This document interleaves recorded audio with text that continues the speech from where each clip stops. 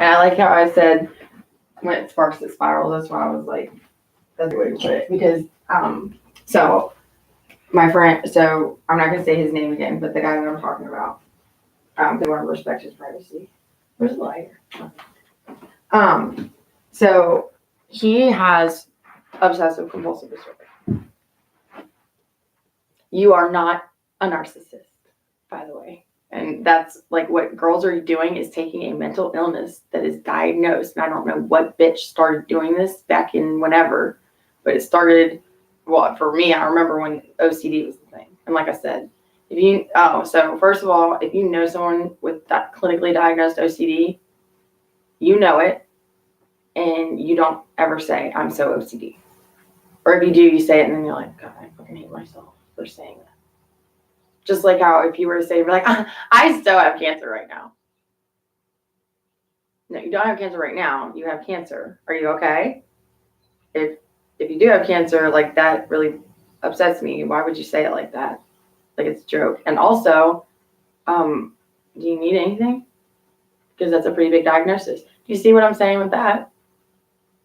You can talk. You don't have to. Yeah. You act so awkward. Anyway.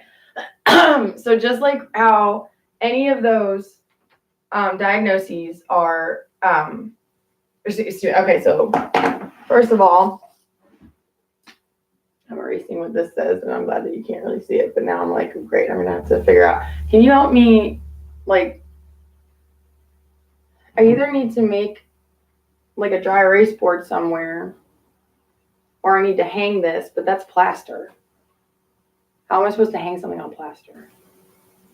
Then you put the fasteners in the wall. Is that all you had to do?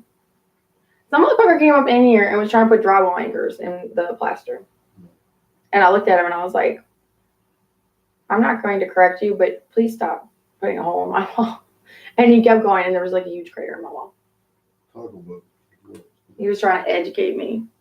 This is why I said to you, I was like, I'll let you get away with certain things where you're educating me, but you don't need to use your jurisdiction. So I know how to do that.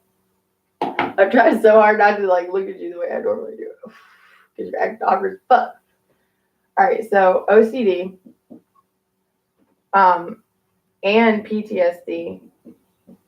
Well, okay, so I don't know anything about PTSD, but I do know a lot about OCD because when I was diagnosed with it, I got very familiar with my condition, which is good. That's what you should do. With PTSD, I have not, because I figured out that I was being treated for PTSD. I don't know who technically is behind it. I think I do. But the type of treatment that I'm getting is so expensive to get done. It has to be someone who's very, very fucking wealthy. And so, and what's funny is I think I do know who it is now. And it's not somebody I actually know. And it's not one person. That's another thing. Like, it was a collaborative effort if it was. And that's why I was asking if you were in on it one day. Sometimes I wonder. But you wouldn't be able to tell me if you were anyway. So, that's why so many people have stopped coming around. And I feel like my dad thinks that it failed.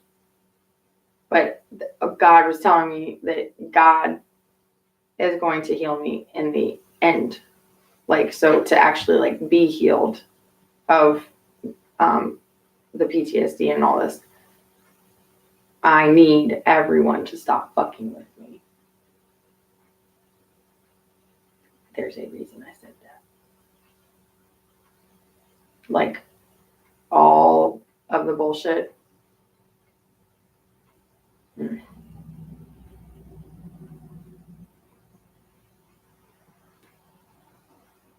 You're not in on it, are you?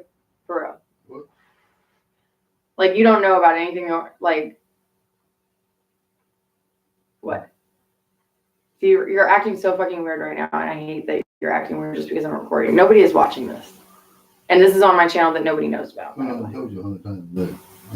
Okay, and I believe you. But see, that's like, I need you to like talk normally to me because you're already freaking me the fuck out and I can't focus. we're just gonna keep talking and like I'm just gonna have a camera. But you can't like this is like I can't imagine what reality TV producers were like. But I mean you can tell like how fake people used to be. Or people still are, I guess. Well, see, that's why I stopped watching TV. Rescue 911, that was the very first reality TV show. I remember I wrote a paper on it in college. It's funny, like all through college, I did stuff that all relates to this stuff, and I joke that this is my thesis because it's not my senior thesis, but this is. But then I'm like, if I finish it, then I might die. So then I have this like impending sense of doom all the time, and that is my OCD. Because if I don't have the feeling of I'm gonna die, like I've always had that. I forgot about that. Huh. Sorry. So my whole life, I always thought I was gonna die at 16. And then I did. A part of me did. And I always thought I was gonna die at 27. I did. No. Well, I did. I tried to. My brother died at 27. So every day I've lived past 27. No. That is when it stopped. Sorry.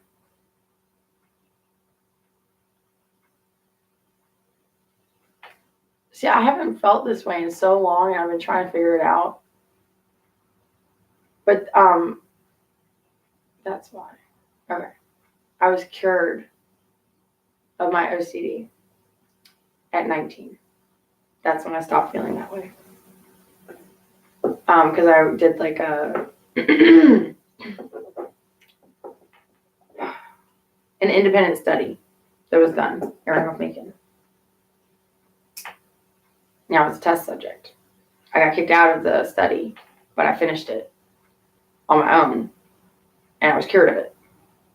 Because my therapist was like, well, there's no point in stopping. Like, you should still continue this, but you're not in the study anymore. Because I took myself off of the medicine. Which is actually really unfortunate because now I'm realizing that, like, just me not doing that could have affected the results of the study. And I feel really guilty about that right now. Because it did cure me. And I told Mike, I said, you can be completely cured of it. But I actually, what's funny is, I'm glad I'm recording this right now because I'm realizing if you watch this series, you will be cured of it and you don't need to go on medicine. You will be cured of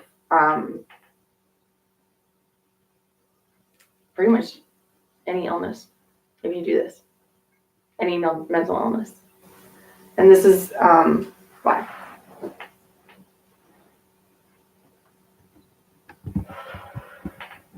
I'm deleting that one.